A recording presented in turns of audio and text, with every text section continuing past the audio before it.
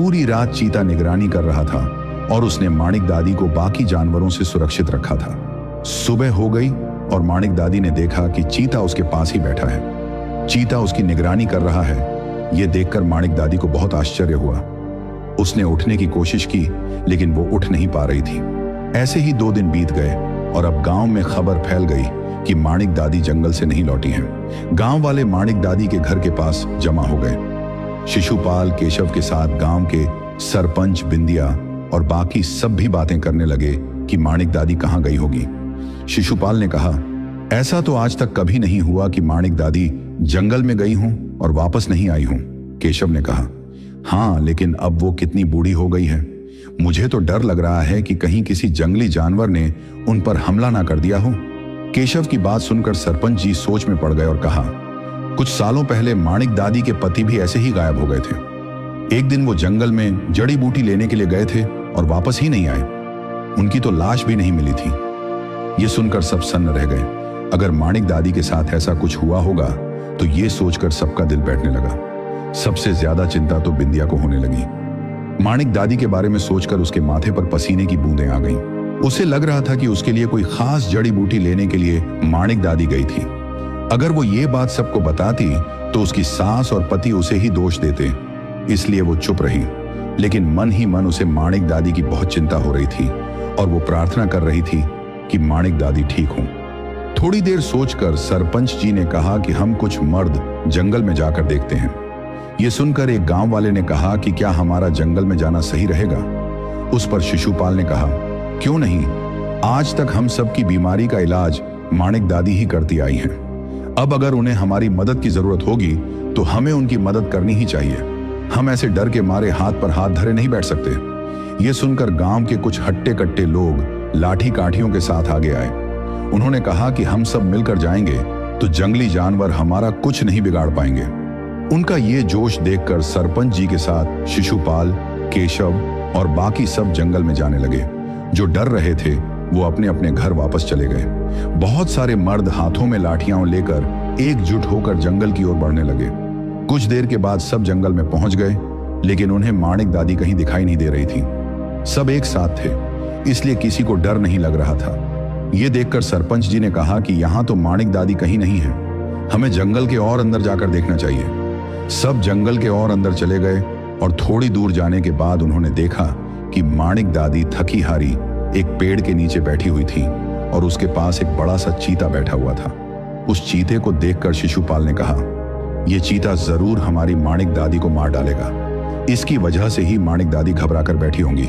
अगर वो जरा भी हिलेंगी तो चीता उन पर हमला कर देगा। सरपंच जी आगे आए और उन्होंने कहा कि हमें सावधानी से आगे बढ़ना पड़ेगा। हमारी जरा सी लापरवाही कहीं माणिक दादी को मुसीबत में न डाल दे।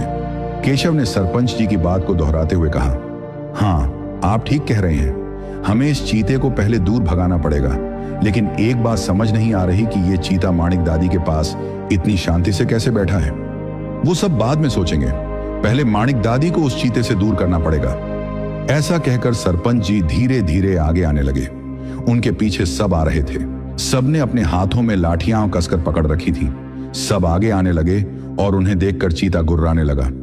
उसके गुर्राने की आवाज सुनकर माणिक दादी ने अपनी आंखें खोली और गांव वालों को चीते को मारने के लिए आता हुआ देखकर कहा, नहीं, इस पर हमला करने का विचार भी मत करो। यह मुझे मारने नहीं, मुझे बचाने आया है। माणिक दादी की यह बात सुनकर सब जहां थे वहीं रुक गए। शिशुपाल ने कहा, माणिक दादी, तुम ये क्या कह रही हो? एक चीता और तुम्हें बचाने आया है, ऐसा कैसे हो सकता है? और तुम ऐसे इस पेड़ के नीचे क्यों बैठी हो? शिशुपाल के सवाल में माणिक दादी के लिए उसकी चिंता साफ झलक रही थी। सब गांव वाले अपनी चिंता में उसे ढूंढने आए हैं, यह जानकर माणिक दादी को अच्छा लगा। माणिक दादी ने बताया कि कैसे वो फिसलकर एक गड्ढे में जाकर गिर गई थी। सबने देखा कि माणिक दादी का पैर टूटा हुआ है। सरपंच जी ने पूछा, लेकिन ये चीता ये तुम्हारे पास बैठकर क्या कर रहा है? तब माणिक दादी ने इतने दर्द में भी मुस्कुराते हुए कहा, इस चीते को ध्यान से देखो।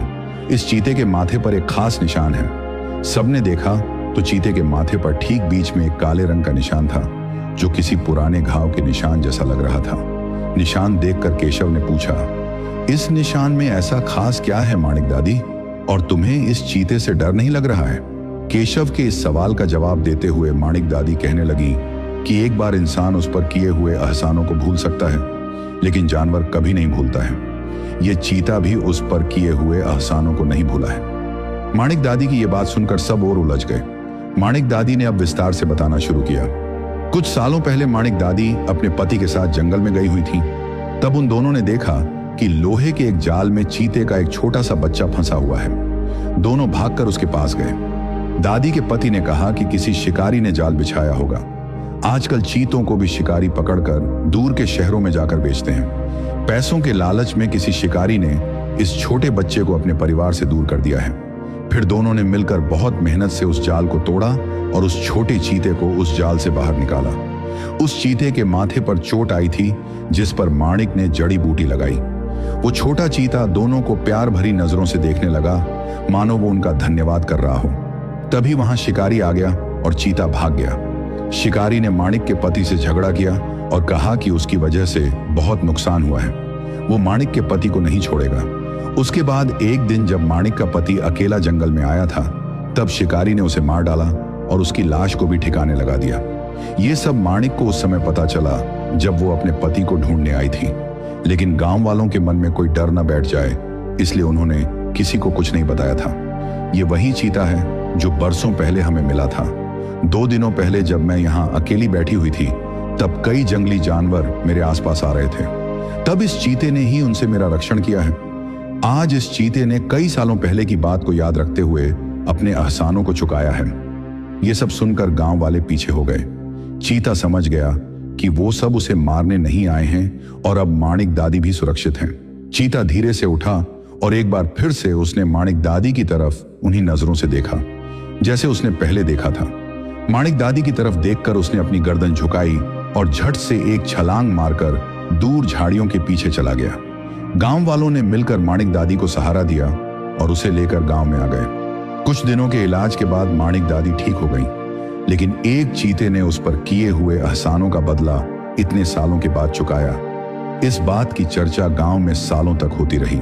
ऐसी और कहानी के लिए पेज को फॉलो करें।